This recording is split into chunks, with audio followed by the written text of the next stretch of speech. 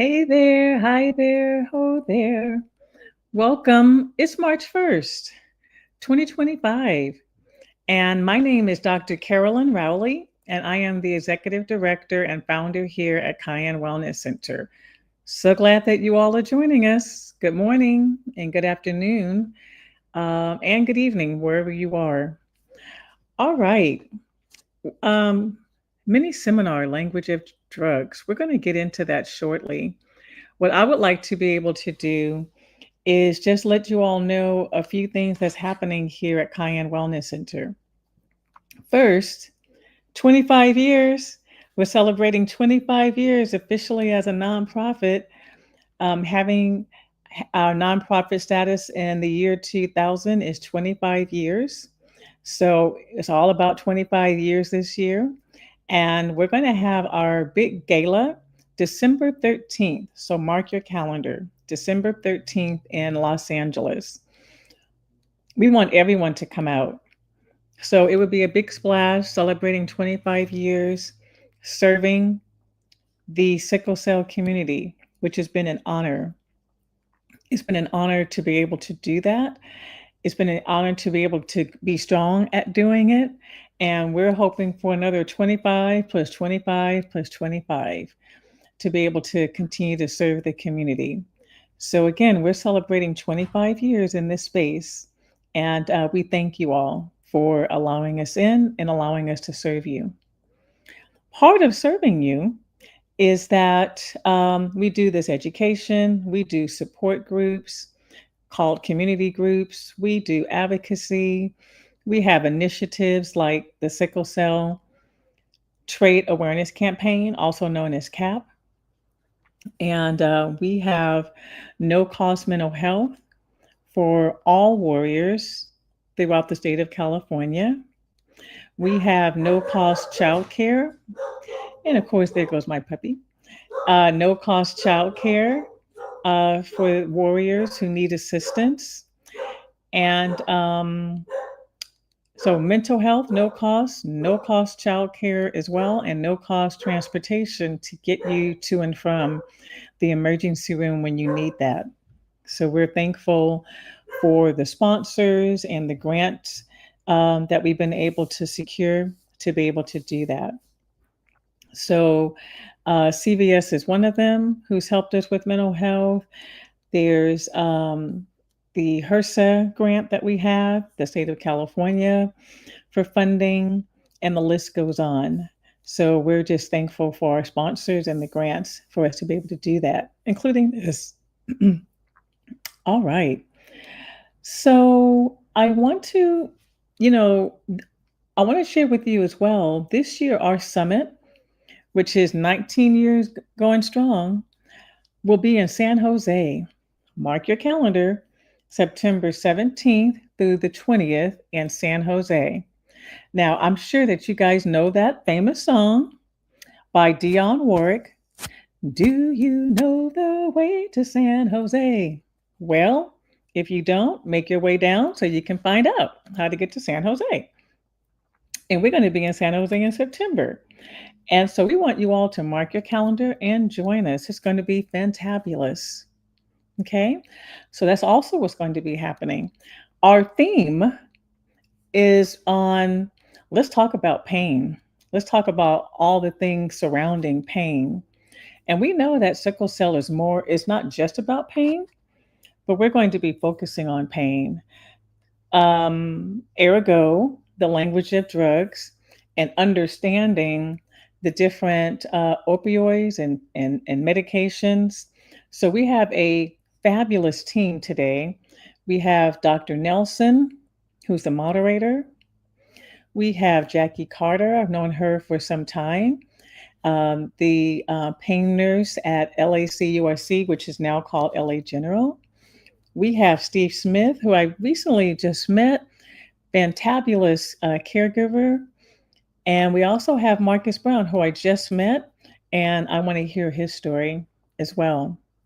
So, but first, we're also about advocacy. And we are so pleased again, yet another year. Let me just tell you guys something about sick cells. I like sick cells because they're so on top of technology. It's not even funny. I love it when they can when they do things, and I'm always just blown away of how they got into the space and what they're doing to inform us and how we can all get involved. So I'm going to have Kelly come on from Six Cells.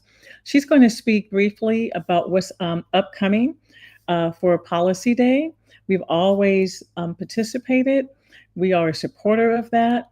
We need for you all to know what you can do to be able to support policy when it comes to sickle cell.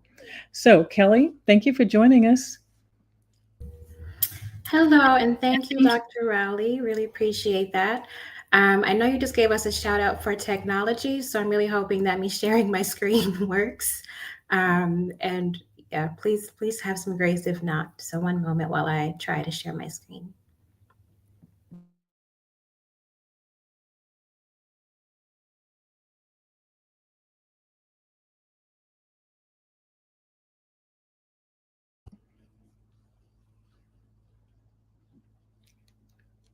And while Kelly is attempting to share her screen, I did want to give you guys the dates. It's March 11th and 12th, so it's actually upcoming. And there we go. Thank you. Wonderful. So I am Kelly Hawthorne. I am the Director of Community Programs at Six Cells.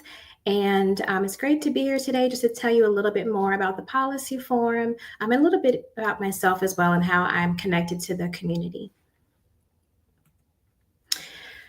So I first got involved with Six Cells as a volunteer in 2016. And so I got introduced to Marcus and Ashley Valentine and the Valentine family, who are pictured.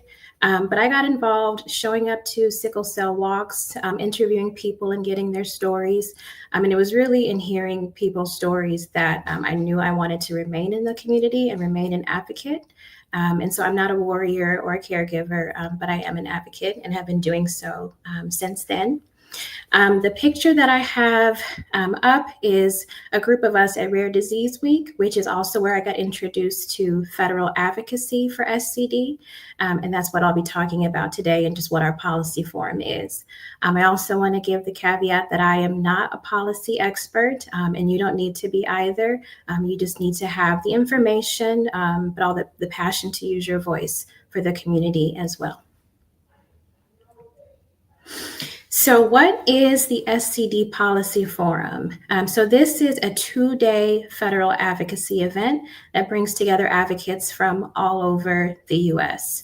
On day 1, you'll be trained on what our collective priorities are for sickle cell. And then on day 2, you'll be meeting with your legislators and representatives to talk about those priorities and voicing what the community needs. The event is hosted by Six Cells and the Sickle Cell Community Consortium, or SC3, and it is very similar to what happens in the Hill Day for Rare Disease Week, if any of you have ever been, but the event is virtual, so it's all online, and you can do it from the comfort of your home. So a little bit more about day 1. It is March 11th, which is coming up pretty quickly, from about 11 a.m. to 2:30 p.m. Eastern. And this is where we'll have a day with speakers, experts in policy, definitely more of an expert than I am, but providing that opportunity to share what are those priorities that we would like to bring to our representatives to make our voices heard and known. And so I'll be getting into what some of those priorities are. But yes, we'll have speakers and panelists, of which Dr. Rowley will be a panelist. So definitely come and join, if not only to hear more from her. We'll have demonstrations of what having a Hill Day meeting is like. And going over just what are some of the key terms and language that you should know, so that we're all on the same page. And then we will have breakout sessions where we've grouped everyone into smaller groups depending on their state, so that you can meet your team and kind of know who you'll be going into those meetings the next day with and do a bit of practice. On day 2, which is March 12th, That's where you may have a number of meetings, meeting with different senators, meeting with staffers, and just people in their office. And you will be making the ask of them, whether it's things like ask for appropriation and funding for key programs, or whether it is supporting and passing bills or legislation related to SCD. So, our theme this year is Your Voice Belongs. And we chose this because we know that this year is a really critical year for sickle cell disease and for a lot of rare diseases, especially as related to Medicaid, but also knowing that a lot of our champions who we've been building over the years may no longer be in those offices. We are still getting information on who's there and who is aware of our community, but things are changing. And so we know that it's really important that we continue to show up, that we continue to build even new relationships and let people know that who the community is, but also educate them about SCD as they may not be aware. Our voices and our stories in particular hold a lot of power. There's so much power in storytelling, which is really the basis of why Sick Cells was even formed. And so making sure that again, whether you're a warrior, a caregiver, or an advocate, that we're still showing up and letting them know that as unique as our stories may be, we're still united as one. And this is a good opportunity to look at what those new opportunities may be, and not just the challenges, even though they will be there, but it's definitely much better when we can do this as a group. This is just a look at that day one agenda, and we have this printed out in a booklet, and we will have this online as well, so you don't need to look too hard at it, but this is just a look at how the day will go, a welcome keynote. We'll go over one by one what those asks are and those priorities that I mentioned. We'll have a couple panels who can speak more to each of those. We'll have a break, and then the last half of the day is really helping everyone understand how to log on to the platform where you'll be having your virtual meetings, how to use it really. We'll have some training on how to have those conversations with your legislators, and break out into those rooms where you can meet your team and get to know more about them, but also how you're going to go into the next day and then close out. So here is a look at the priorities that we've set for the community. And so this was not done in isolation. A lot of work has gone into putting this together in terms of working with other community-based organizations, working with different partners in government. But this is what we will be educating everyone on. And so again, this is a one-pager that we'll be sure to share with everyone. And it contains a lot of information from last year as well, but just a bit updated. And so supporting and passing legislation for SCD, and so the Treatment Act, but also the Sickle Cell Disease Comprehensive Care Act. And even just as of a few days ago, we saw that Cory Booker has reintroduced this in the Senate. And so we're just having to really monitor where these things are currently at, but definitely at the policy forum, you'll get the latest information. And then our asks 3 and 4, which would be to appropriate more funding for different programs. And like I said, Dr. Rowley will be speaking especially to HRSA and the newborn screening follow-up program. So this is just a look at how day 2 is. And so again, it's a virtual meeting. And so you'll dial in using a particular platform, which you would get a link to ahead of time, and meet directly with a legislator or someone in their office who is very happy to hear your story and also just know what the community needs. This is a screenshot that typically participants take at the end just to show that they had the meeting and kind of commemorate the day. This is from last year's as well. Here is just a look at some things that we will have ready for you to take into those meetings. So one is an SCD fact sheet. And again, this is really useful for leaving behind. And so there may be a number of people who don't know much about sickle cell and who it impacts. But we also know that legislators are interested in the cost of sickle cell. There's definitely a human cost and a cost to families.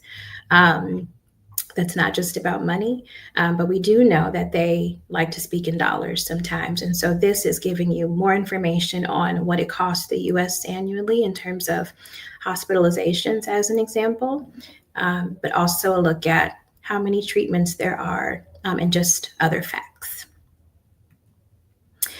This is a toolkit that we have for just being able to get to know your own story and start to write that down and practicing that and keeping it sort of like an elevator pitch. So if you had to speak to a representative and you had, a few minutes, what would you say? This is something that will help you start to work through that, and it's what we'll have you work on day one. I also just wanted to share a little bit of highlights from last year because we are very proud of the community and how we've been showing up over the years. And so last year, we had about 230 people attend the policy forum and 106 who were able to attend those meetings. Right now, where we're sitting at, we are projecting to do more than that and have potentially and double those numbers in terms of who's being able to meet with their representatives. Last year, there were about 60% of people who were meeting with their legislators for the first time, which is very exciting. A lot of people will go their whole lives without having ever made that connection, but we're making sure that first timers and return folks alike are having that opportunity. So, how can you register? How can you get involved? So, I want to let you know that priority registration has closed, but you can still get in. So, you can register through any of these methods. But what priority registration means is that we have guaranteed that there are people who will have those meetings, but registering at this point may mean that you may not be able to get some of those meetings, but we will make every effort to get you in there and make sure that you can have that opportunity.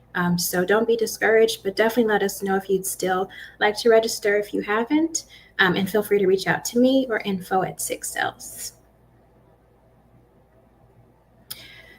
I wanted to see if there are any questions, but also I just want to give a huge thank you to Cayenne Wellness and Dr. Rowley, who've been supporting 6cells and supporting the Policy Forum for years and really brings out California especially. California is huge. There's great representation, and we just thank you so much, and thank you for this time. Thank you. So, you guys, I want to make sure that those of you who are here in California, let's come out, let's represent. And so, Kelly, this was great. Those of you who are listening, I know that we're streaming. No matter where you are, what state, you can always share your story. This is a wonderful opportunity to learn how to do it. But also, like Kelly said, there's a lot of people, 60%, who never talk to their legislators. It's about time to be able to do that, know how to do that. It still holds weight. Even in 21st century, still holds weight. So we want you guys to come on out. All right. So if there are no questions, we're going to give it another 30 seconds just to see if there are any questions. The tech team is standing by and looking. But if there are no questions, Kelly, thank you for coming and presenting, also for inviting me to speak. So thank you for that as well. Looking forward to this. This is going to happen in 2 weeks, everyone. And so it looks like with that, we're going to continue our mini seminar on the language of drugs. Kelly, thank you. Feel free to stick around if you like as well. This is also being recorded. And so people will be able to see this once the mini seminar is over. All right. So I'm going to bring Dr. Nelson, who's our moderator. And so I was introduced to Dr. Nelson via, I believe, Pat Corley, Ayas Ganapa. She's in Connecticut. We share someone that we loved who's no longer with us, and we share that love and hold him close to our heart. And that is, I think everyone knows, Hertz Nazir.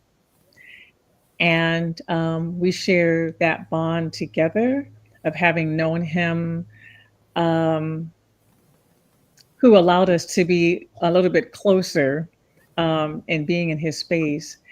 And so I have so much respect for Dr. Nelson and what she does and her work in Connecticut. So I'm glad that she agreed to be the moderator for today. And so I'm going to turn it over to you, Dr. Nelson, to be able to moderate this interesting topic that everyone is going, what is the language of drugs? So I'm going to allow you to take it away, and I'll be back towards the end. Thank you. Thank you, Dr. Rowley. I really appreciate those kind words and the sentiment that we share surrounding HERTS, and not only for HERTS, but for the sickle cell community in general. I am very glad to be here to moderate this wonderful session.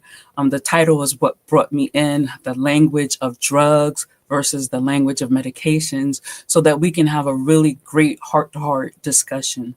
So with that, can you bring our panelists on board? So we have Steve Smith, who is a caregiver. We have Jackie Carter, who is a nurse. I will allow them to introduce themselves to you, and we'll have Jackie present first, then we'll have Mr. Smith present second, and then we will get into a very robust discussion and have questions for all of you to be able to participate. I just anticipate that this is going to be fantastic, and I'm so excited to be here today, and thank you for doing this for us.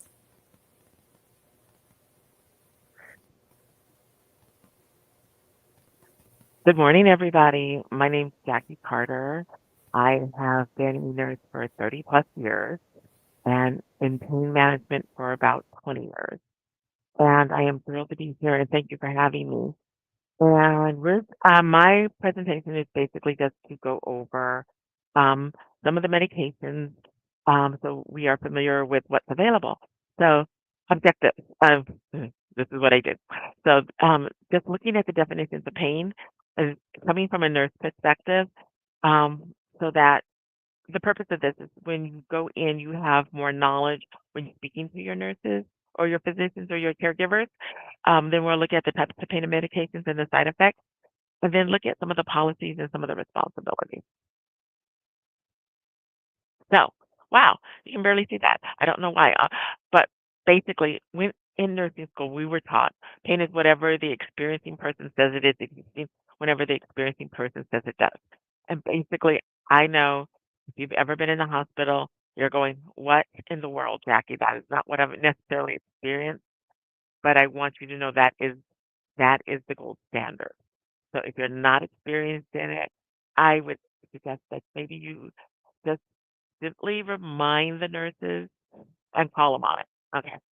Again, a more scientific definition is unpleasant sensory or emotional experience arising from actual or potential tissue damage or described in terms of such damage. And basically, what that is to remind us as human beings, as nurses, as patients, or as warriors or caregivers of warriors, that sometimes we know why people are having pain, and sometimes we don't. Sometimes we can go, "Oh yeah, so and so has such and such," and then sometimes it's like, "No, I don't know what's going on," but pain is a signal that something's going on. So there are a few different types of pain.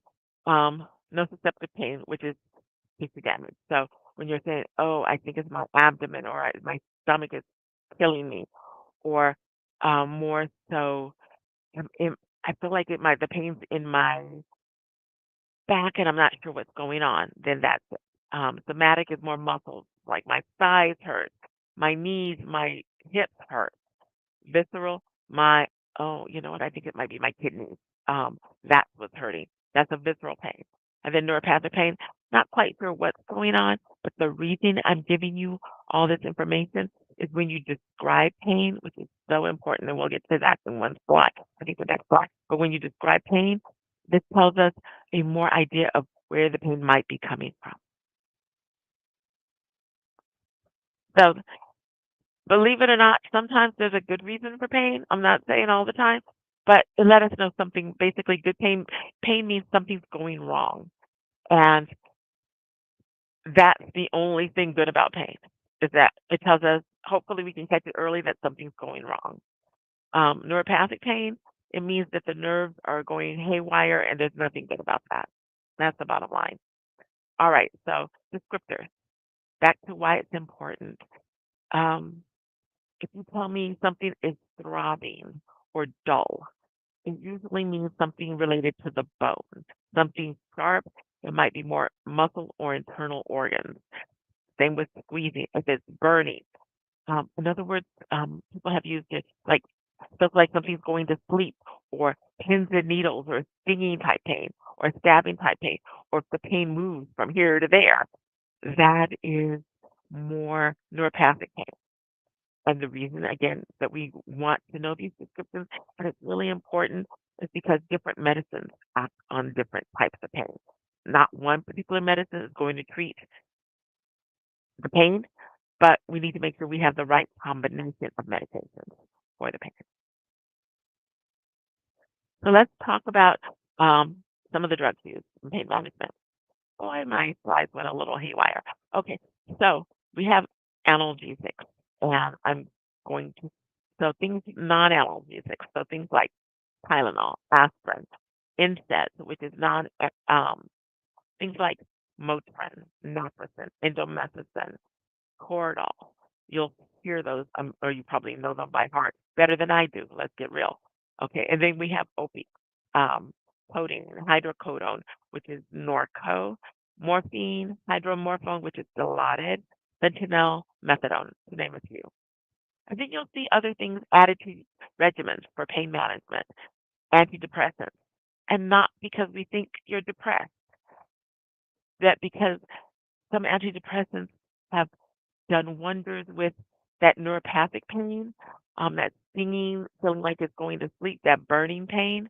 Same with anticonvulsants, so things like gabapentin or Neurontin. And then topical or local anesthetics we'll use as well. And you guys are probably more familiar with this. We'll use lidocaine or capsaicin or something like that. And then steroids when necessary, and muscle relaxants when necessary. And then the side effects. And it's so sad that when we have to use medications to treat, we have to use medications to treat side effects. Some medications are notorious for making people nauseated, like hydromorphone or morphine, like for itching. Or some things are extremely makes you extremely sleepy, so we'll have to give you something to wake you up. It's a cycle, and then of course almost all of this is constipating. So of course we want to make sure you stay regular. So I don't know what other people are experiencing. I just know currently in Los Angeles County, what a lot of warriors, not to mention other patients, are experiencing is the new movement to use multimodal medication, which means multiple medications, but depending on your provider and their understanding, they will start with the basics, which is driving everybody nuts. They're like, you'll come in and say, okay, we'll give you Tylenol first. And then if that doesn't work, then we'll give you like ibuprofen. And if that doesn't work, then we'll give you something stronger. This is based on the World Health Organization's, what we call the WHO ladder. Like we want to minimize as much medication in your system as possible.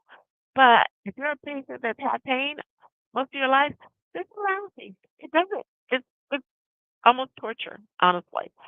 So what we have asked and continue to ask is that if this is a regimen that the providers are insisting on, is that if they're going to give Tylenol or if they're going to give Motrin, they give it to you automatically. You shouldn't have to wait an hour here and an hour there to get medication. No, they give it to you together. And then when you're having pain, you get your other medication that you might need, like your opiate. Okay. Um, so it's a learning process, and everybody hates that word, but seriously, it's a learning process. So if you're here in Southern California or LA County and you're experiencing, but this is something that was progressing throughout the country, um, I know you don't like to hear, but educate your provider. It's like I don't like to say it's your job to educate your providers, but right now it's everybody's job to educate everybody so that we can get past this and people can get the pain relief that they need. So what are NSAIDs? Non-steroidal anti-inflammatory medications. And so they do some good. It's usually for mild to moderate pain, and again, it's that bone pain. So if you're having, let's say, avascular necrosis of your knees or your hips or any of your bones, it's not going to necessarily take all that pain away, but it can help a little bit. Okay. So my whole thing is, and again, it's coming from the nurse view. You'll find things later. Um, don't refuse it. But if they're going, you have to take it first, then have a conversation with your provider and say, look, I have pain all the time. This makes no sense. It's okay to say that. This makes no sense. That should be something that's in my system all the time, providing you don't have kidney issues. If you have kidney issues, then no. And they shouldn't be giving it to you at all. Okay? All right. Something like Tylenol, same kind of thing. But if you have liver issues, then they shouldn't be giving it to you. Okay. So these are the things we worry about, and these are the things we look at when we're doing labs in the hospital or in your provider's office when they're drawing labs. We're looking at this to see this is a good medication, this is not a good medication. And I will tell you some of the experiences with my patients. Some patients love certain medications, but I'm looking at their labs and um, they are mad at me because I'm saying, no, that's not good because of the lab. It's like, well, this doctor gives it to me all the time. That, or this provider gives it to me all the time. That would be a little concerning for me. I try to teach and I want you to know what your labs are and what your concerns are. Are my liver labs okay? Are my kidney labs okay? If they say, yeah, fine, okay. If they say, yeah, it's a little elevated, are there any medications that I need to not take to make sure I protect the health of my organs that I have right now? I need those questions asked. Okay. Step two, weak opioids. Things like codeine, Vicodin, Norco are considered kind of more weak or mixed opioids. And you will see more and more people stepping away and not giving those medications anymore, or because they're common, more so because the combination with Tylenol. Okay. Again, we're looking at, is it hurting the liver? Is there something that we should know about it? What are your labs saying? So on average, you'll see more and more what I call pure, not mixed medications being given. And that brings us to the strong opioids. You'll have things like morphine or Dilaudid, oxycodone, fentanyl, um, methadone, Demerol. You guys hardly ever see anymore. And one of the more newer ones you'll see is buprenorphine. And methadone and buprenorphine, honestly, have a stigma attached. Like, oh, you're saying I'm an addict. That's why you want to give me these medications.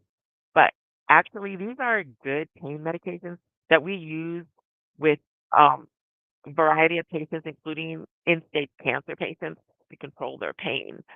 And if something that you're used to taking that has not worked for you or worked for you in the past, but it seems like it's not working as well, and like, you know what, I'm making too many ER visits, and this medication used to work for me, maybe then we should look at changing the medication, but doing it where you have a conversation, that we have a conversation, um, so that it's like we're going to change this, but right now you're going to maybe be a mixture of the two medications, so you get used to a change. How can we do this? So again, I'm probably not telling anybody anything new, but let's go over it anyway.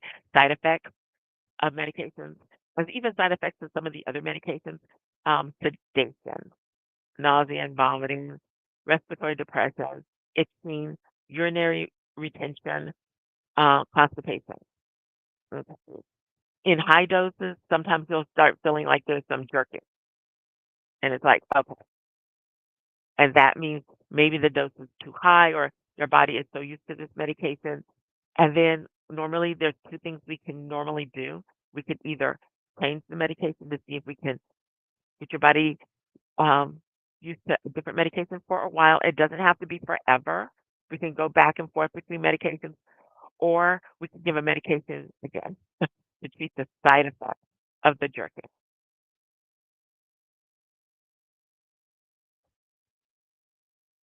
Some things that we are concerned about is dose limits. There's certain medications, there's only so much we can give.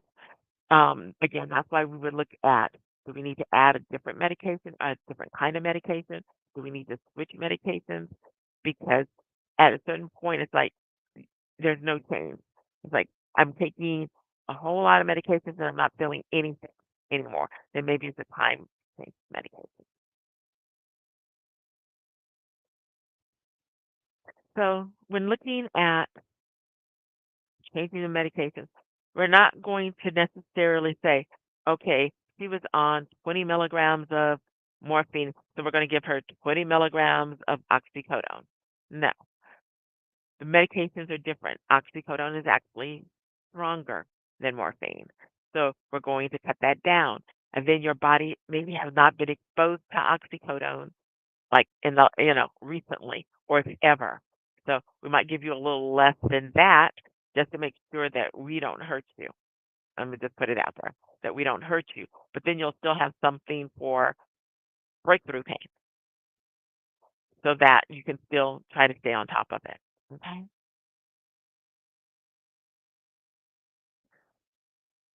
So neuropathic pain is usually again that stinging, tingling, burning, moving up and down, back and forth type of pain. And usually opiates don't work well for it. So morphine, Dilaudid, we can throw all we want at it, but it's not going to kick it down. This is when we start adding other medications like gabapentin or nortriptyline or amitriptyline or duloxetine or Lyrica or things like that to help. We don't quite understand all the mechanisms of how these medications work, but we do know they work. They do work. Sometimes it's about dosage. Sometimes certain one medication may not work, but another medication does. Um, I have had like, oh, you're experimenting on me. That's not the intention. But if something doesn't work, I don't necessarily need you to continue to take it. I need you to get something that works for you. But with these medications, they're not going to work in a day. They're not even going to work in 2 days. You're looking at 3, 7 days, sometimes 10 days out before you feel the full effect of the medication. So my hope is that you don't give up on them. Okay, so the antidepressants or tricyclics, again, used for neuropathic pain. Again, these are just some of them. Um, in the efficacy, Celexa has worked for some people. Paxil, Prozac, Lexapro, not necessarily, but Cymbalta more so. So you'll see that more recommended. Gabapentin, like I said, Lyrica, um, those are also used. If you have a seizure disorder already, we'll look at adding something other than these because you're already taking a medication. And we don't want to give you two in the same family because if you're still experiencing kind of that kind of pain, then I don't need to just double up in the same family. Maybe we need to try something again different. And then local anesthetics, meloxicam, IV lidocaine infusion, which you won't see used that often, but you'll see maybe more of a lidoderm patch, or sometimes I'll say lidoderm cream or topical cream. And then methadone, like I said, can be excellent. We don't increase this quickly because it. And if somebody's giving this to you and they are saying, okay, yesterday you were on 10 milligrams, today you're going to be on 20 milligrams. That's fast. This is something we go slow on. You feel the full effect in about 3 days. It stays in your system. It can be scary as get out if people go up on this fast. So that's just something you should know. Um, as far as ketamine, this is something usually done in a hospital. The doctors will try this if they feel like the pain medications, they've given you a lot of pain medications, yeah, and it's not working, and they want to kind of basically reset your system. So when you get medications, it feels like you're getting it maybe not for the first time, but from a long time ago, and you use less to control your pain. I haven't seen it work that well. I'll just be honest. That's just me. Um, we've used it a few times, and it hasn't worked that well. And the side effects is sometimes it makes people extremely anxious, have nightmares. So as soon as we hear any of that, of course, we stop it right away. So just so you know what's going on with that. Other things we'll use is corticosteroids, muscle relaxants. If you're talking about squeezing, type pain, benzodiazepines, SSRIs, again, topical.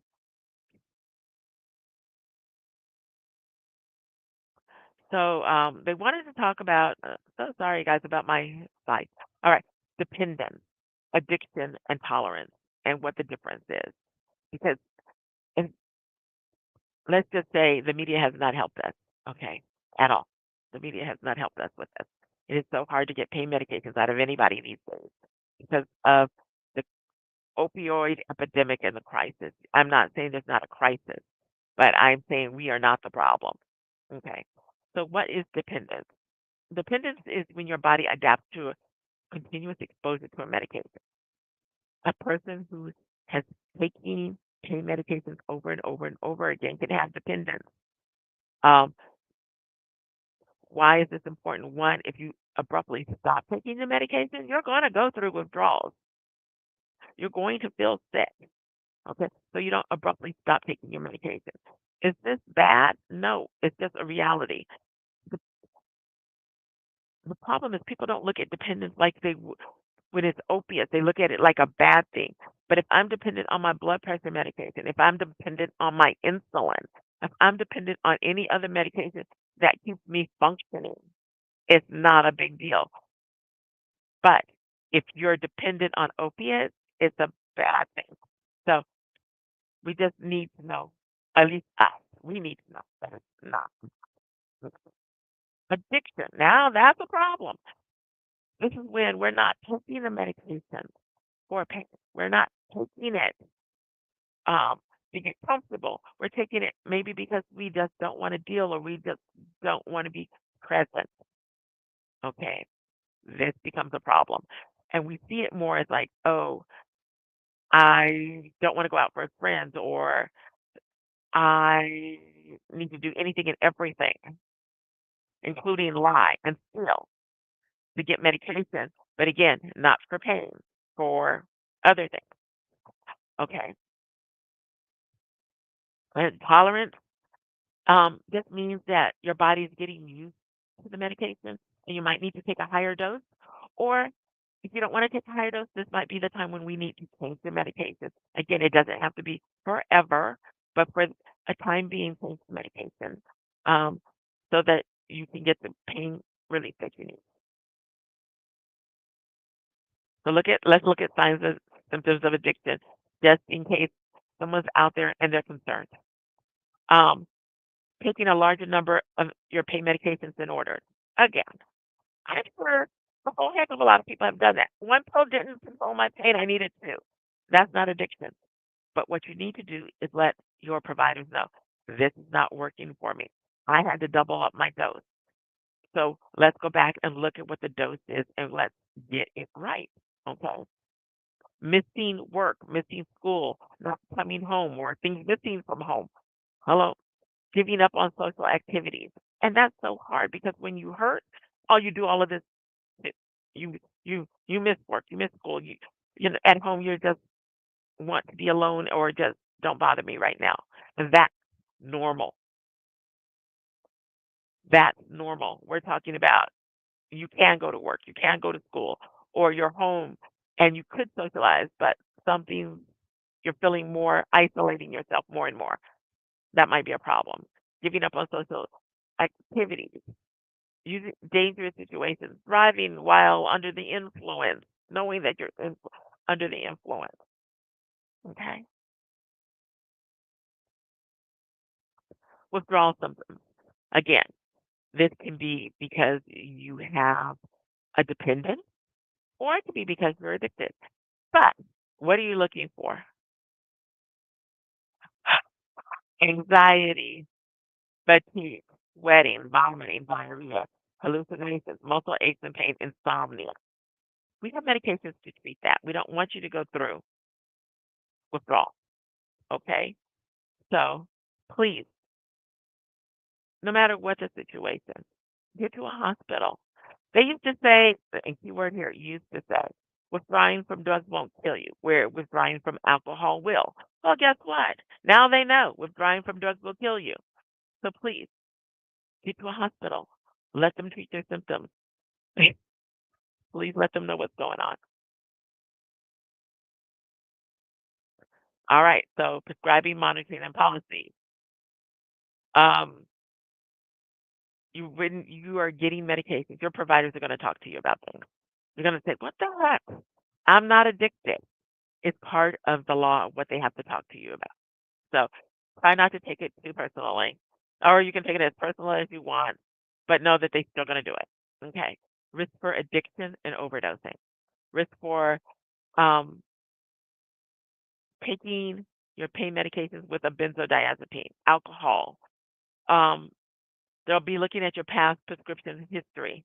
If you're going to multiple pharmacies, they're going to ask you why. They're going to ask you to probably sign an agreement that you only get your medication from one pharmacy. Please make sure that's a pharmacy that actually has your medication. I just had a patient who had a long conversation where they're like, "We're going to send it to your local pharmacy. They don't carry my drugs." It's really frustrating. Like, no, they don't carry my drugs. We go through this every time, and we can be a little hard in hearing things, but make sure we hear you, please. And you, as you guys already know, there's no automatic reorders on opiates. It requires a visit. I don't know if your physician will do or your provider does a televisit versus an in-person visit. They should be giving you naloxone or Narcan, not because we think you're going to overdose, um, because you're an addict, but everybody who's on an opiate that's going home that's normal use should have it. And if you're living with somebody, they should know how to provide it to you. Our bodies change. It could be the flu. It could be something else. It could be anything. And all of a sudden, that medication that you're so used to taking that never has given you any real issues might be that time that gives you an issue. So please don't let them send you home without it. Okay? All righty. So what your provider could be doing with you is reviewing the medications, discussing how and when to take it. I know we in the hospital we give it to you at a certain time. You know you can flex that anytime once you get out of the hospital because those times don't make sense. It's okay. Just try to keep within the hours. It's like twice a day, once in the morning, once at night. Okay. If it needs to be taken with food, do so. Um, again, don't stop taking it abruptly. Um, if somebody is having a sign of an overdose, they're not waking up, or they're slurring their speech, making a gurgling sound, vomiting, the skin going blue gray, Narcan 911, Narcan 911. One more time, Narcan 911. And store your meds safely, okay? So other people can't get a hold of it. We've had some tragic incidences where grandmas thought they were good, but their little grandchildren thought it was awesome to play and take things and was able to get to medication. So please store your medications safely. All right. This is a case study, and then we can discuss it in the chat. I don't know how they want to do this.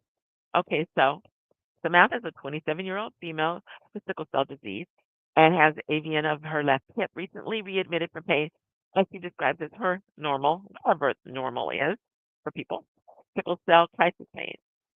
Samantha has a care plan and her primary provider usually uses it when she comes into the hospital. It's not working. What should the provider know, and what should Samantha know? All right. So, as somebody dealing from the provider side, um, what we should know is what the plan is. And if the plan is not, if we come in and we act like we don't know what the plan is, um, what I would like for you guys to do, if you have a working plan, bring it with you. Know it. So if that, and if we start that plan and that plan's not working, then no, we're going to go off the rails and we're going to do what we need to do. And we might reach out to your provider if your provider's not in our hospital afterwards and let them know it's not working. I get it, but we had to move on.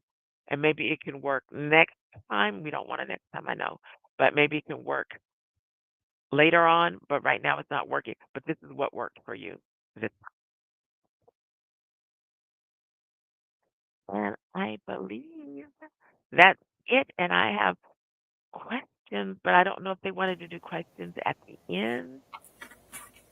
We're going to do questions at the end. Okay, awesome. Thank you so much. That was fantastic. And I do have a bunch of questions, so don't go too far. In my excitement to get this started, I forgot to speak about our sickle cell warrior who is also joining this fantastic panel today, Marcus Brown. Who is a sickle cell warrior with SS disease. He can introduce himself to you. And then once he's finished introducing himself to you, he can share his story. Then we will move on to Steve, and then we will bring it all together. My apologies, Marcus. I was just so excited to get started. I did not, and I would never, ever overlook you. So please forgive me. No problem. Thanks for having me. I'm Marcus Brown. She said I'm a sickle cell warrior. Actually, I have sickle beta thalassemia. I also volunteer at UConn Health at the Patient and Family Advisory Council, and other things as well. But yeah, so I can say I've been going to UConn Health, man, over 20, 21 years now. I started going back in 2003. Started going back in 2003. I moved back to Connecticut from Florida because I wanted to be back home, and I didn't do any due diligence with finding out if the treatments or anything that were available in Connecticut. So I kind of had a setback there because while I was living in Orlando, Florida, I was receiving apheresis. So when I moved back here, that wasn't available. So it took some time for that to get available. I had to bounce around the hospitals and finally ended up at UConn Health, where I met a great doctor by the name of Dr. Robert Bona, and he was an awesome doctor. And with treating my pain crisis and everything I had to deal with. And lo and behold, we had a great doctor come along that focused on sickle cell, Dr. Burry Andamariam, which, I love her, and I love Janice because they listen to patients. They, they just, they care, they're loving doctors. And that's what, a lot of us, warriors, we need that. We need that type of care. So I just remember at the beginning when I switched over to Dr. Anna Mariam, and I kind of hounded her for a while to get apheresis going. And I remember one thing I told her, I said, if you don't get this going, I will travel to Boston, New York. I don't care where I have to travel. I will get this treatment, because I knew how much it helped me. I mean, it was something that kept me out the hospital when I was first introduced to it in Orlando, Florida, by by the name of Dr. Robert Marsh, and he was also a mild mannered doctor, and that listened as well. And he saw how frequent I would be in the hospital, so he thought I would be, I would do well on it, and he was right. It lessened the amount of crisis, lessened my hospital admissions went down. So when I moved back to Connecticut, kind of went backwards and, going in the hospital. But thankfully, so that was moved back to Connecticut 2001, started going UConn 2003. And around 2008 or 9 is when we got apheresis going at UConn. And it was just myself and one other patient, but I was so happy that that it finally that the program finally got going, and now today with the new sickle cell center, we treat so many patients, and I'm just thankful to be a part of it and kind of being the one that kind of pushed Dr. Mario to get the program going. But yeah, I'm the type that that really fight to stay out of the hospital. These past few months has been a little rough on me because I was on Oxbryta, and everyone knows about that medication. And since then, it's been kind of a setback. I've been in the hospital 4 times within the last couple months. So yeah, but hopefully I get back on track, and my body gets balanced again, so I don't have to have these frequent pain crises. But yeah, it's rough, and I would just listen to the doctor presenting and talk about the different drugs. And I just mentioned in the comments when I was first introduced to OxyContin, it wasn't a good experience because the dosage they had me on was unbelievable. This is back in Orlando, Florida. They switched everything from the doctors to a pain management team, and I could tell you they it was ridiculous. They had me on 680 milligram pills twice a day. So yeah, sometime I would be, especially at night, I'll be like a zombie. And they didn't have me on a regimen to just take it when I was in pain. They told me to take this every day. So I went through all multiple times, went through withdrawals and all the in that type of thing. So and I never experienced anything like that before. So that was all new to me. And so when I moved to Connecticut, I started going to UConn. Dr. Bona put me on a regimen of methadone to get me down, get me off the opiates, and that worked. And Dr. on the Mariam, when I started having some more pain, she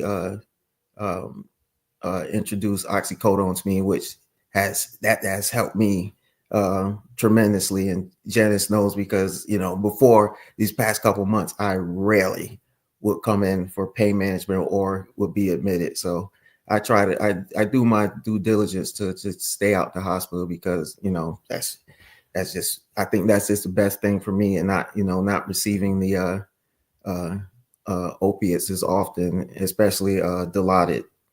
So yeah, that's been my story, these past 20 some odd years as an adult with sickle cell. So yeah, that's what I have to say. I wish I had more to present, but yeah, that's what basically my life has been lately. Well, thank you, Marcus, for sharing. I just want to highlight Marcus' persistence in requesting apheresis treatment. We don't only offer one, we have now 2 machines. And so we offer apheresis consistently. We have about 50 patients who receive this very specialized therapy in our facility. Let me just back up, because I didn't introduce myself or what it is that I do. So I'm a nursing director at UConn Health, and I'm over the New England Sickle Cell Institute in our Connecticut bleeding disorder, which is a hemophilia program. So we have about 450 adults who have sickle cell disease and about 200 adults who have hemophilia or bleeding disorders. And over this last 15 years that I've been a practicing nurse practitioner, specifically in sickle cell disease, we provide pain management, we provide acute pain treatment, clinic visits, sick visits, all of those services within our own unit. Marcus did mention that we recently, and that was on January 29th, opened a brand spanking new facility, which is over 1,200 square feet, that's completely dedicated to sickle cell disease, where we have 6 clinic rooms, 10 infusion rooms, and our research team. So we are all now housed in our own unit. So I just wanted to clarify that I do have some expertise, which is why I'm the monitor for this session. So without further ado, we will now have Steve, who will speak to us as a caregiver. Thank you so much. Dr. Nelson, Dr. Crowley, thank you for this opportunity. And I'll tell you, just hearing Marcus's story, my head was just shaking because that was just a complete failure in terms of his care and the way that he was overprescribed OxyContin. But that's an all too familiar story in the U.S. And I'm going to talk about that. And I am a caregiver for a sickle cell warrior. I have a 5-year-old son who has sickle cell SC disease. He also has Down syndrome. He's nonverbal, so that can present a little bit of a challenge in terms of him trying to let me know what's wrong or when he has pain. To give you a little bit of my background, outside of my primary job now of being a caregiver, is I'm a retired DEA agent, and during that time, I spent 15 years specifically investigating DEA registrants, doctors, pharmacists, other DEA registrants who were prescribing who were prescribing opioids and other controlled medications outside the course of professional practice. So what that means is, my teams were going after dirty doctors, dirty pharmacists, prescription drug trafficking organizations that were diverting controlled prescription drugs, mainly opioids. And I'm going to tell you that the U.S. has had a problem with its love affair with opioid medications, and this has been going on since 1995. And just to give you an idea of how much of these medications are diverted and how much they're overprescribed in our country, the United States makes up less than 5% of the world's population. It's actually 4.3% of the world's population. Yet we consume 80% of the world's opioids. So, that's a problem. And there's been some second and third order effects of that. The rise in heroin and heroin addiction that we saw a decade ago, that was directly related to prescription opioids. And now we have fentanyl killing tens of thousands of Americans a year. And that goes back to opioid medication and the diversion of these drugs. So as a caregiver, I'm going to give you some tools today to keep your sickle cell warrior out of the danger zone. We're going to talk about some red flags with opioid medications, because these medications have a very high potential for addiction. So here are the points I'm going to touch on. Look at the agenda there. I'll probably move through these a little bit faster than others because Nurse Jackie did an excellent job of talking about side effects and what to look for with addiction. So I'm just going to move past those because she's already discussed that. So let's talk about understanding the patient's prescribed medication regimen. So here's some of the red flags you're going to look for when your sickle cell warrior is being prescribed medications. So, and this is from a, of course, my background is in enforcement and compliance. So I'm going to talk about some of the red flags we look for. Well, one of the first ones is dual therapies or duplicative therapies. If you got someone who's receiving two benzodiazepines that do the same thing, maybe two long-acting benzos or two short-acting benzos, then that's a red flag. Same thing with opioids. If they're on OxyContin, they're on Opana, two long-acting opioids, that's a red flag too, because there's no legitimate medical purpose why somebody would be receiving these duplicative therapies. So that's something you want to keep an eye on when you're monitoring the prescriptions that your sickle cell warrior is being given. The other thing is, does the prescription match the prescriber's therapy? I've given two examples here. If you have a psychiatrist that's writing opioid prescriptions, that's a big red flag. There is no reason on God's green earth why a psychiatrist should be writing prescriptions for opioids.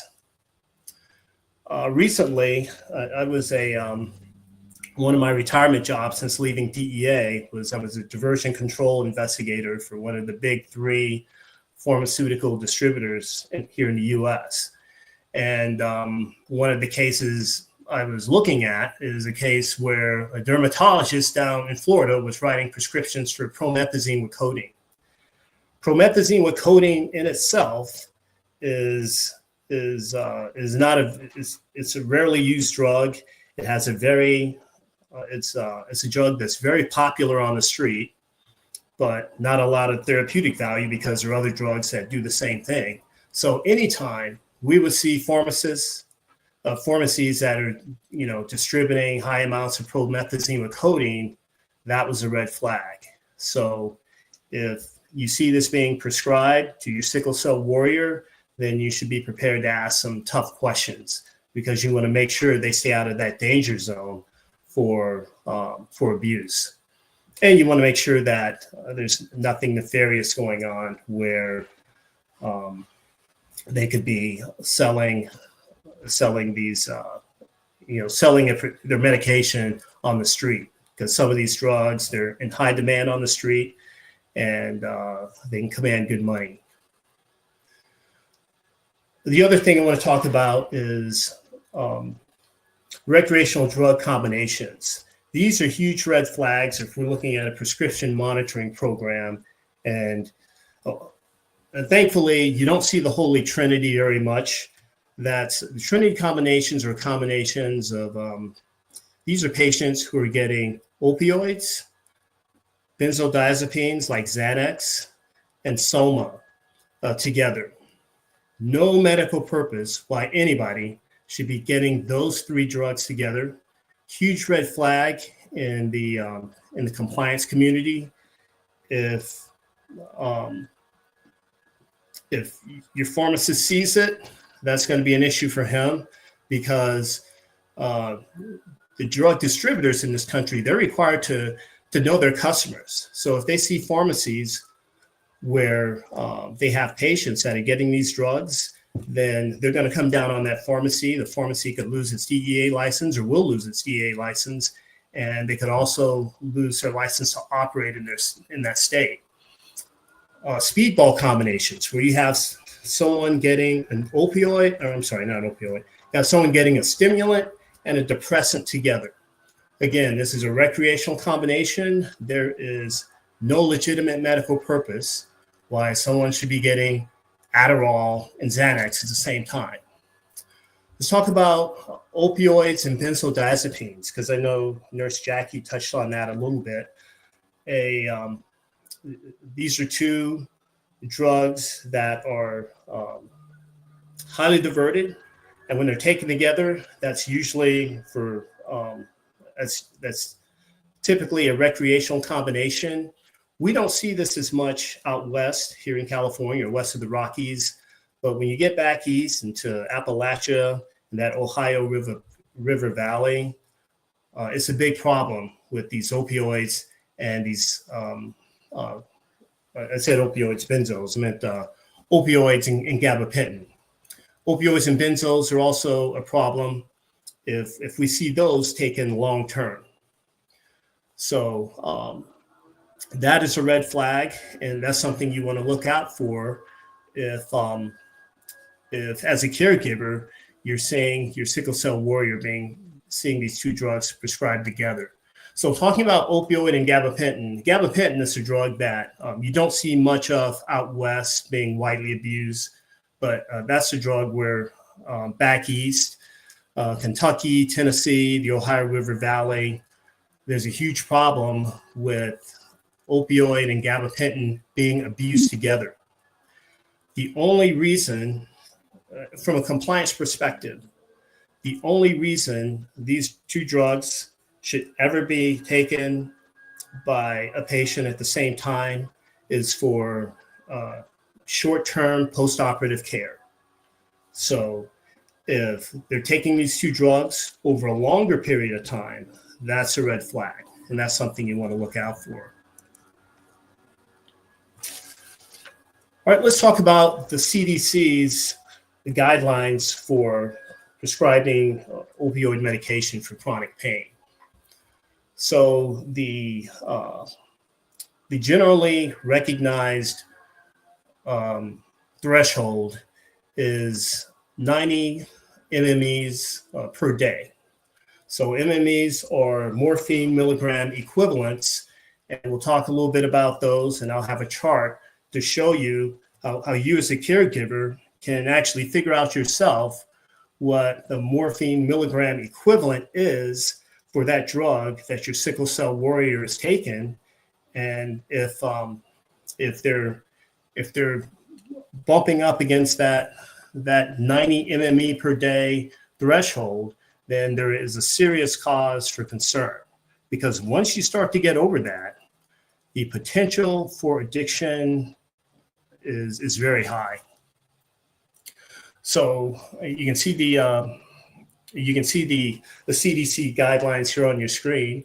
One thing I do want to point out is that, and sorry, let me go back here.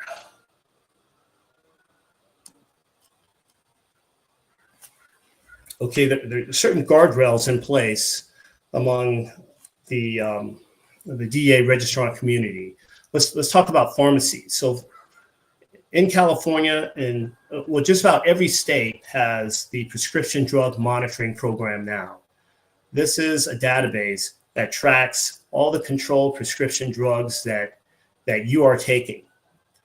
And this database is used by prescribers and it's used by pharmacists to ensure that there's not diversion going on, or to make sure that you're not getting opioids or benzodiazepines from several different pharmacies across the state.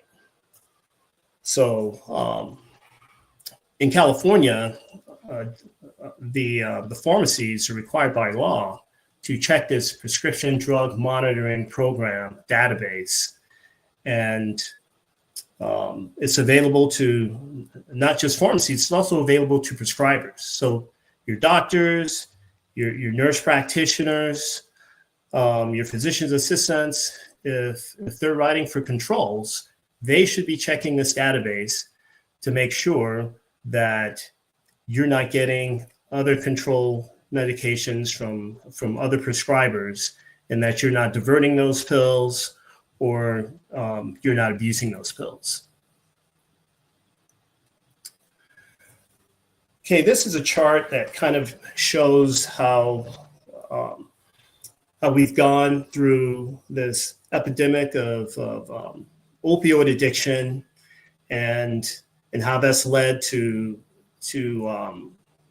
various other waves of epidemics that followed it. So if you look here, we know that from about the mid-90s to 2010, we saw a huge increase in the sales and the prescribing of opioids, and the resulting deaths that came from that. And I'm sure you've seen the documentaries on Netflix or Hulu. It all goes back to one company, Purdue Pharma, that introduced OxyContin back in the mid 90s, and told doctors and told pharmacists that this drug wasn't addictive. And what you saw was just overprescribing across the board, because they were saying pain is I think they call pain the fourth vital sign, and it needs to be addressed. We can't ignore pain. So you really saw a real push toward overprescribing of opioids. Well, by 2010, basically we were living in hell with all of these deaths attributed to opioid overdoses. So that one company, Purdue Pharma, decided to reformulate OxyContin. And again, OxyContin, that's the drug that they introduced, that they told the medical practitioner community that these drugs weren't addictive. But by 2010, we saw they were addictive. I mean, it's just synthetic heroin. That's all it is. So in 2010, if you look at this graph here, see if I can. All right. So if you look at this blue arrow in 2010, look what happens to heroin overdose deaths in 2010. It starts to skyrocket. Why did that happen? It happened because there was a reformulation of the OxyContin 80 milligram pill. They put an abuse deterrent in it that made it harder to smoke. So if you put it on a piece of foil and you put the lighter under it, you tried to smoke this, it would turn into a gel. So at that point, that drug we saw street demand for that drug crash. We saw nationwide sales of OxyContin 80 milligram pills plummet. So you say, if this is a drug that's used for therapeutic reasons, why are sales plummeting? Well, they're plummeting because they added this abuse deterrent. So everyone with opioid use disorder that were taking these drugs had to use something else. So one of the things that folks with opioid use disorder went to is they went to heroin. And you see what happens with heroin deaths right after that 2010 reformulation. But this market was so huge. There were so many people addicted to this drug and that were using this drug recreationally. It wasn't just heroin they went to.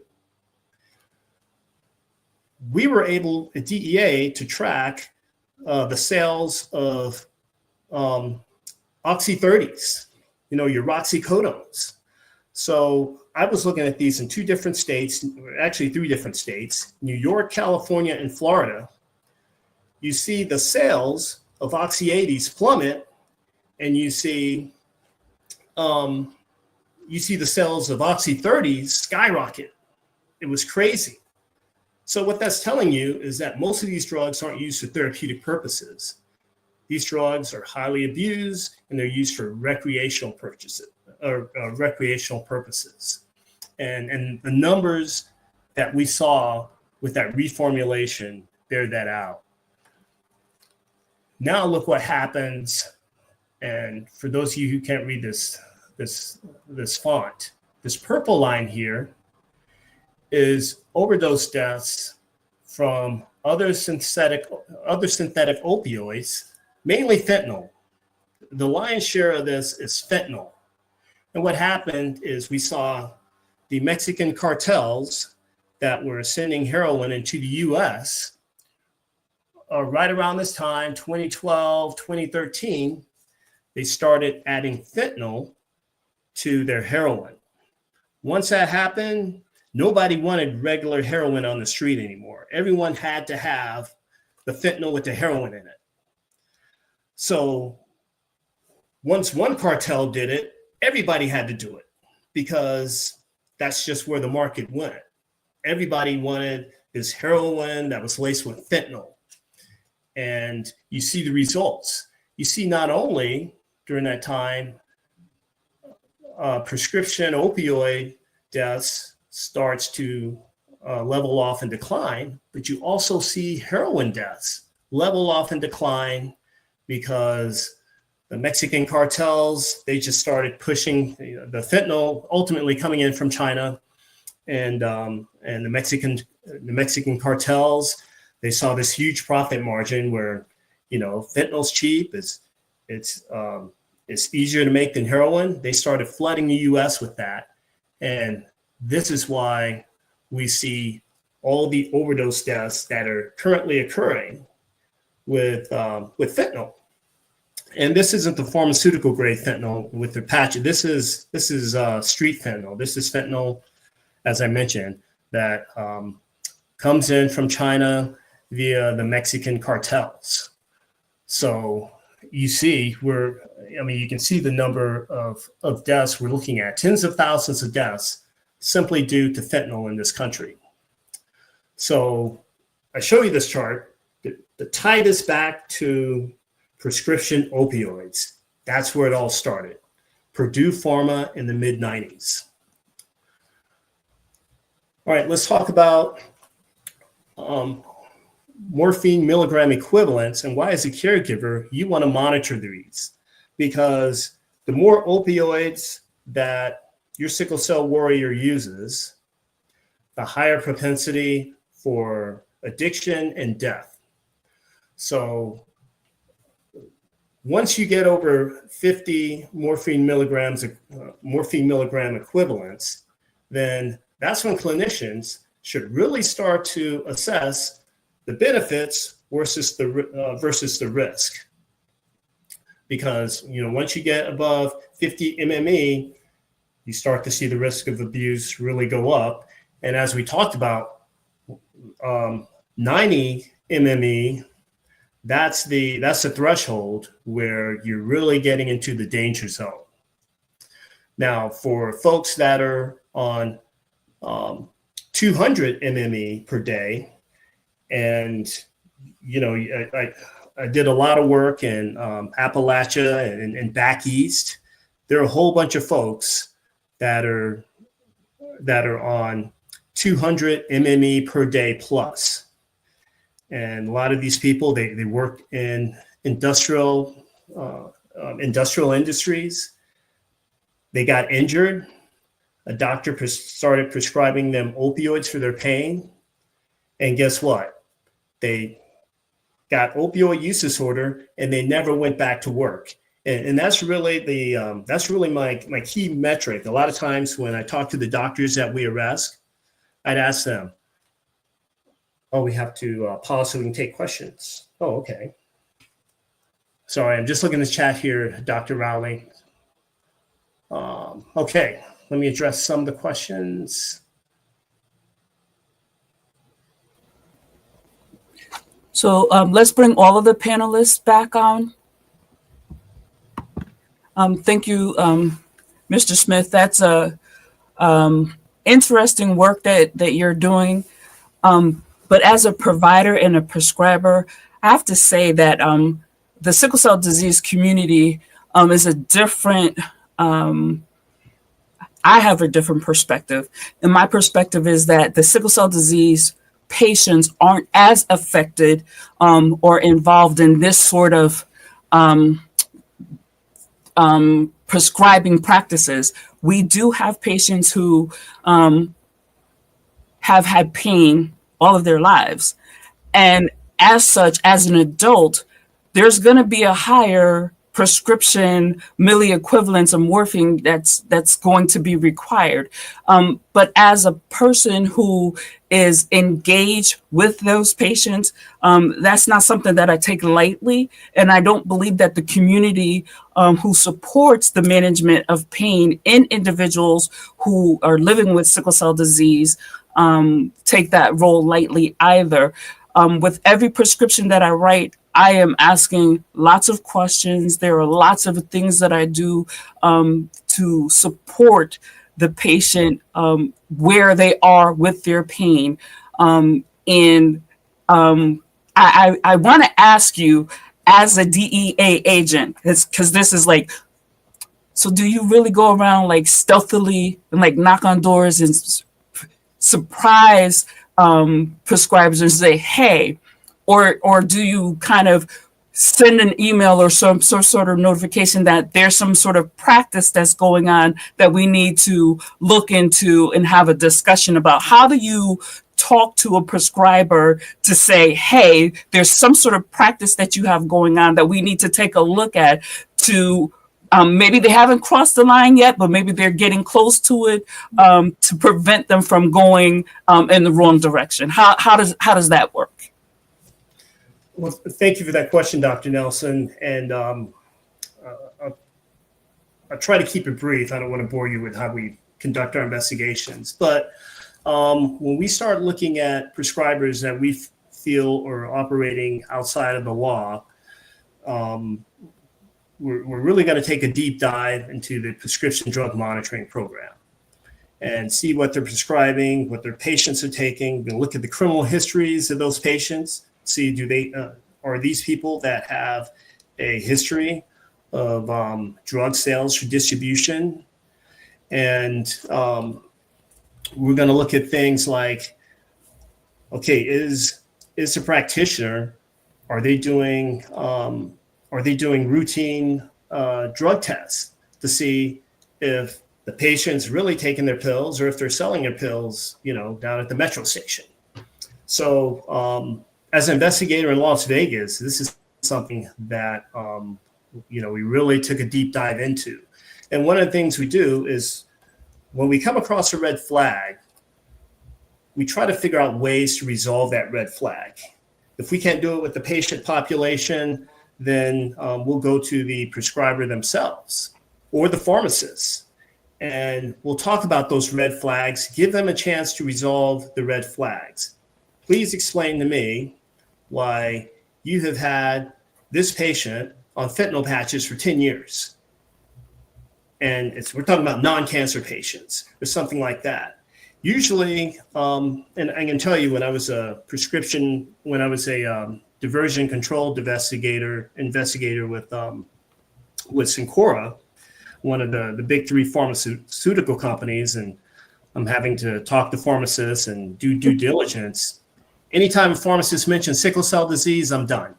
Okay, that's legitimate, especially if they can back that up and show that this is the population they're servicing. But many times, my investigators go into a pharmacy and sit down with conduct what's called a PIC interview, pharmacist in charge interview, which would take 4 hours, and they could not resolve the list of red flags that we presented to them. And at that point, we're going to ask them to surrender their DEA registration, where they can no longer dispense controls. With doctors, it's a little bit more serious. If we're going to do an investigation on a prescriber, then they're going to go to jail, because many times there are lots of overdose deaths that are attributed to these prescribers, or we see where they're supplying drug trafficking organizations that are putting opioids on the street, putting Xanax on the street, and things like that. So it's I don't want you to think that just because you're a prescriber trying to do the right thing, and there could be potential red flags. If you're trying to do the right thing and serve your patients, you have an easy resolution for those red flags. You can show this community that you're serving, and it's not going to go any further than that. Thank you for that distinction, because I want people to understand that there are two sides of the law, and you really do have to make sure that you're operating within it. And being a diligent prescriber, we make sure that we have medication agreements in place. We make sure that we're using urine drug screening. We do ask patients what their usage is, how many tablets do you have left, how many tablets are you using daily. We are really diligent about making sure that we are following the rules. I often say that every time I write a prescription, my name lights up at DEA because I know they're looking at, they're like, okay, there she goes again. But I also feel comfortable with those prescriptions because I know I'm doing the right thing when I'm trying to take care of my patients. So thank you for that, because that is awesome information that I think that we sometimes don't understand because we're not in that realm, and we may often overlook it. But I want to get to this question. So Michelle Barrett says, and so I think this is for you, Jackie. What about the mental health diagnosis affecting the tolerance and or dependence on opioids, such as someone with somatic system disorder or anxiety, and this affects their perception of pain or elevates their pain level? How do we get them to distinguish between authentic pain and pain that may be related to their mental health? And if you got the answer to this, then you get the $1 million, because trust me, I've been trying to figure this out for 20 years, but I'm interested to see what you have to say. All right. Well, I don't have an answer that's going to make a lot of sense. We meet the patients where they are, okay, and we try to figure out what's going on, and that's not going to be one visit. It won't be 10 visits even. Sometimes we won't get there at all. But through it all, if we can refer them to social work, psychology, psychiatry, and as I'm just going to put it out there, as a group of people who have been underdiagnosed or just stigmatized, and we do it sometimes to ourselves that, oh no, we're not going to see somebody for help, but we need help, just like everybody else. It's a slow process. If they're anxious, we try to do obviously non-pharmacological first, deep breathing, guided imagery, things like that. But sometimes we can get them there, sometimes we can't. Sometimes it might take medications for a hot minute. Sometimes they might be on medications for a while, but again, that's going to be with a provider that knows them, not while you're in the hospital and we're throwing meds at you. And like, oh yeah, I need to go out with my Xanax. I need to go out with my lorazepam. I need to go out with that. No. I will guarantee you 99% of the time the doctors are going to say, oh no, that's not happening. So you need, but we can refer you to somebody that can help you. But it's hard. And anxiety does make pain worse. Let's get real, it does. You are tense. You are scared. You are nervous. You can't even wrap your head around it. And if nothing else, your body and your nervous system is out of control. So that's adding to it. So we're going to treat kind of the physical to see if we can get the pain level down so we can actually talk to you. I have chaplains come and tell me they can't hear me because they're in pain, but we know some other things are going on. So maybe if we can get the pain down, then they can hear us, or we can hear them, or they can express what's going on. So it's a combination. It's going to be a combination of therapy, and there's no easy answer. Well, there's no easy answer. Sorry. You're absolutely right. And thank you for that connection with anxiety, worsening pain, because when people are in the hospital, there's a different level of pain management that's required. And so sometimes they do need to have some maybe Ativan or Xanax to help their pain medications to work better because they are so anxious, because they are in so much pain.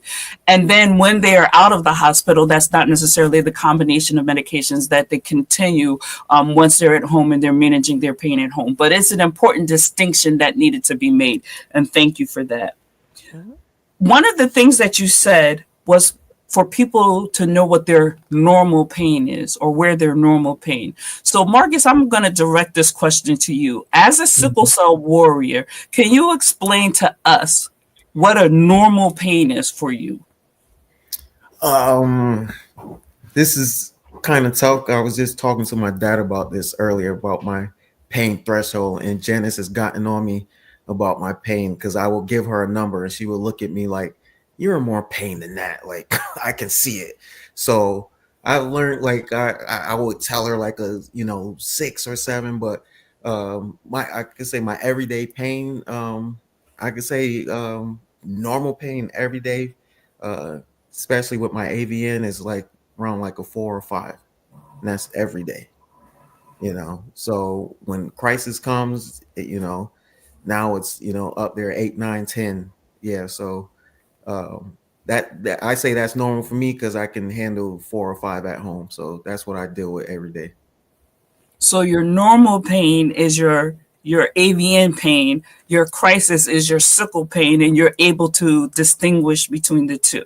Because that's an Yes. important point too. Because some people, they just have pain and they can't distinguish and say, this is my sickle pain or this is the pain that I live with every day. So it's important for warriors to be able to articulate the differences in their pain when they're seeking pain treatment. Go May I ask ahead. Marcus a question? Sure. Okay, so Marcus, and this is for, I'm asking it as a warrior, but this is for all warriors. What is the point of, um, I want to say, downplaying your pain? You're not. I don't think it's downplaying, but I think we have a high threshold for pain. That's what I'm trying to say because I've talked to I don't ladies mean, with you know, sickle cell. uh-huh. What's that? No, I don't No. mean downplaying. I mean like when Dr. Janice tells you, oh, I know you're in more pain than that, Yeah. and why wouldn't you tell her? That's what I mean. No, I think like I'm going back. I think it's like the threshold, like I think we just have a high threshold for pain because, like I was just about to say, like talking to women with sickle cell, and I was we were talking about labor pains, with having a baby, and they said labor pains has nothing on sickle cell crisis pain. So I think that with us, like we just have a high threshold pain, so it's hard to give it a number, but you really have to like focus. I really learned like to focus on like, yeah, this is worse than what I'm saying, what I think the pain is, what so because like I was explaining, I can handle a 4 or 5 at home, but anything greater, I come in, I go in and get treatment for. Thank you. One of the things that you said, Jackie, which was so relevant, is that we have to find the right combination of medications for pain because it's not a one size fits all.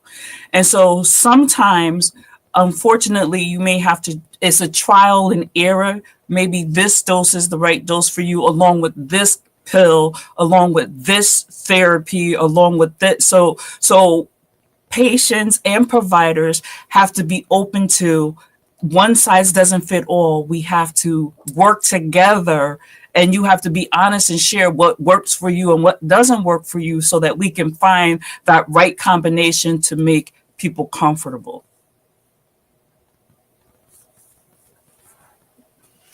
I'm waiting for the questions to come up on the screen. Okay.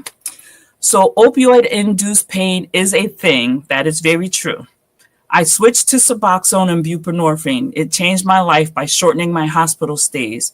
It also allows me to go to the ED and get medicated at home.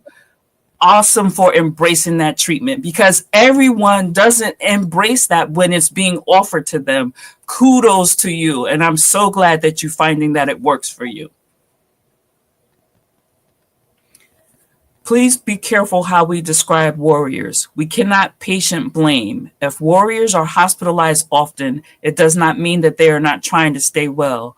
Word choice can cause harm. That is true as well. That is very true. Psychological help can prevent or help an addicted person get off the meds.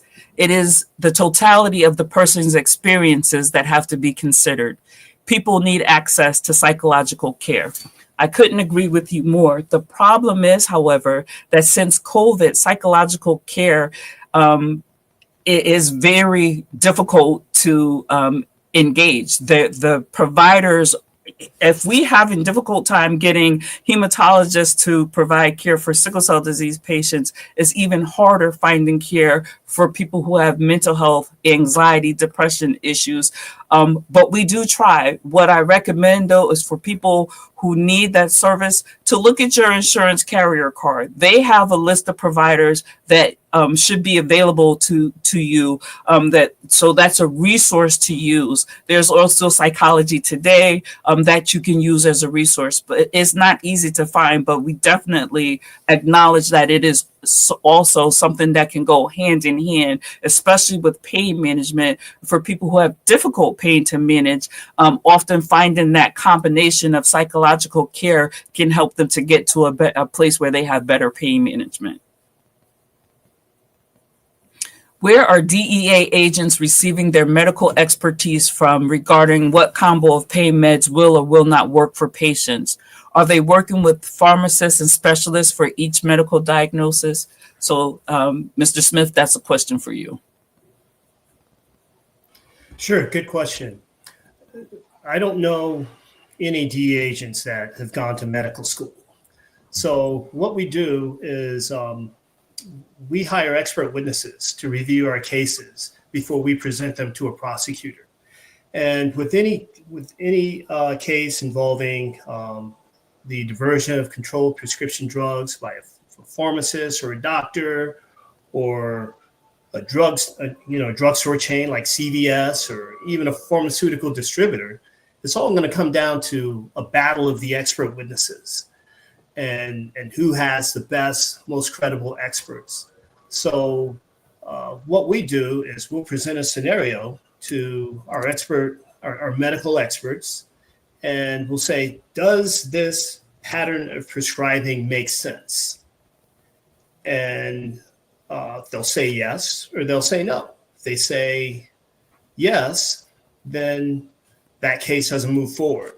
If they say no, it's no way, then that case will move forward. Perfect.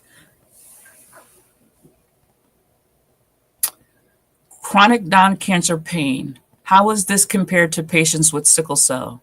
Is their pain not as valid as someone with cancer? Is it thought that patients with sickle cell cannot experience the pain level of someone with cancer? Jackie, you want to take part of it? And then Marcus, you take part of it, and then I'll finish it off. I will say that it's really going to depend on the provider. For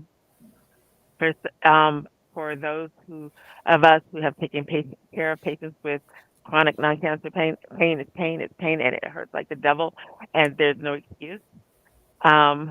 We need to treat it. So sometimes the dosage will be, quote, as high as patients or higher than some patients with cancer. Some cancer patients don't have pain. So it's really individual, and it's about the patient. Yeah, it really goes back to what I was saying earlier. I don't know if you can really compare the pain, because like I said, like talking to women with sickle cell that had children, they said labor pains is nothing compared to sickle cell pain. So, if it's, sickle cell pain, that's much greater. We know cancer pain is horrible as well, but you got lupus as well. You got all these different illnesses, that have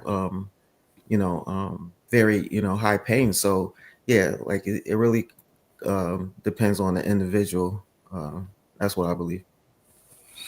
One of the things that I'm finding as a provider is that certain insurance companies, certain policies are now carving out individuals who have sickle cell disease. So they're already at a policy level starting to make distinguishments between individuals who have sickle cell disease and the rest of the patient population. And so the more that we can make that distinction, that sickle cell disease is its own entity, and the pain that they experience is different from any other individual, will help providers and others feel more comfortable with prescribing the way that people need their prescriptions to be written, and to really give good pain management. It's taken us some time to get here, but if we keep plugging away, we keep educating providers, our legislators, and the community at large, we will continue to be able to change the face of what that looks like. In Virginia, they recently had legislation that carved out sickle cell pain management from the other guidelines that they have. So again, if we use our voice as a community, we can make those changes that will help our patients to get the best care that they can possibly get. So there's a patient has been in the hospital for 5 months. She was experiencing chronic and acute pain, and no one was listening to her. She finally got out in 2 weeks once a community health worker advocated to give her what she needed and assisted her with a pain diary to keep track of when the medication had some effect and to distinguish between acute, chronic, and neuropathic pain. Any thoughts? So I will say again, the more that you as a sickle cell warrior are able to distinguish the differences in your pain, the better it is for you to be able to articulate that to the providers that you're interacting with. And to really take note of when pain medication is effective for you. Okay, so you got 10 milligrams of morphine. Did that 10 milligrams work for you? If it didn't, say, no, it didn't have any effect at all. But when I got the 20 milligrams of morphine, it did work a little bit better. It gave me some pain relief, but be specific. If your pain was an 8, did it take it down to a 6? Or did it take it down to a 3? Because that's the kind of information that's going to help you to get better pain relief. Also describe what the characteristics are of that pain, like Jackie said, because knowing what kind of pain we're treating makes it better. If you have a burning sensation, that's more neuropathic pain. And so that's a different pathway for managing your pain versus nociceptive pain, which is more like bone pain, where we know NSAIDs can be more helpful. So as being as articulate as possible, sharing as much information as possible can help you to get better pain relief. And so that you feel like you're being heard, because now you're having a conversation with your providers versus them dictating to you what's happening. Yeah, I believe that goes to the provider as well, because there's a sad story about a young lady in Texas, Brittany Hightower, and she was crying in pain, and they kicked her out of the hospital, and she went home and passed away from the pain she was in. So the providers have to listen. That's why I rave about UConn and I rave about Dr. Anna Mariam and Janice, because they listen. They listen to patients, and so that's important. So I see Dr. Rowley has joined us. So I think it's time for us to hand the baton back to you. Thank you, panelists. This has been fantastic. You have all done a fantastic job. I'm gonna stop now and give it back to you, Dr. Rowley. Oh my goodness. Well, you've already been saying it. And so the community's been engaged. You all were fantastic. I know that Etta had asked Jackie if she can have access to your slides, because Sure. it was um, so much information, so relevant. And if you're okay with that, that's great. Just share it with Mary, and then we'll hold it dear and forward it to Etta. Marcus, excellent. I think that other warriors were able to identify with you, but here's kudos to you for continuing to be tenacious about what was needed, and that you got it done. Mr. Smith, um, you are so full of information. And so you did, I believe that you did your job well for 15 years in that space. And all I can hope is that, and maybe there's others as well who are following you, with sickle cell disease, we are exempt. Now, when I say that, I don't mean that just pass us on by. There's always at least one bad apple, but for the most part, we're born into pain, as Nurse Pat always says. We want to live our life. That pain literally pauses us, and we cannot continue on. And so it's almost as if, kind of slow motion, you see life moving on, as it goes, and you're having to now fast lane merge back in. We want to get back in. And I don't think that our client who was in for 5 months or another client that was in for 3 months wants to be in like that, because that is no life. I'm thinking of someone right now who's been in the hospital for 300 days out of 365, y'all. That is no life. And so, um, part of it is that these doctors and nurses, but the doctors are afraid of DEA because they always use that, and they use that to not treat us. So there has to be some kind of, where DEA, I know you're wanting to get the bad guys, and as Dr. Nelson said, she's aware, but she has some comfort at night because she knows her clients, but she's still aware of DEA, Big Brother. So for us, this is concerning because we just want people to get what they need and to move on, to enjoy their life. And for those, it's only 1% of the population, 1% of the population of 100,000 that may have addictive problems. And so for the rest, it may be dependence, which means, I'm sorry, tolerance, which means that they just hit a level, right? So I just want the takeaway, some great takeaways, and I'm going to have Dr. Nelson summarize. But I'm really happy that you were here to shed some light. People need to hear that. And again, Dr. Nelson, you've always come on board whenever we needed you. So I'm glad that you were here to guide and direct this. What I like for you to do is be able to summarize everything, and then everyone um, be able to just kind of, in probably less than 1 minute, be able to give a summary and to finalize, because we are going to attempt to end in about 10 minutes or so. This is a great start to our mini seminar on language of drugs. Seriously, this was excellent. Um, so I think there's a correction. Stephanie Starr says regarding Brittany, she didn't go home and pass away. She did die in the hospital. I was one of her advocates. So, yeah. So with that whole story, the bottom line is it was sad, because not just her, but other warriors have complained that hospitals now, they don't even try to work with you when they see that you might be somewhat asking for your rights. They want to call security. I was advocating for someone while I was on the phone.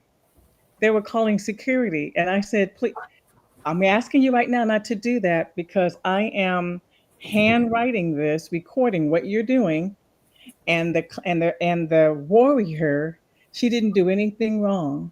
All she said was, I want to be able to talk to someone because I don't feel as if I should go home. And they were forcing her and calling security.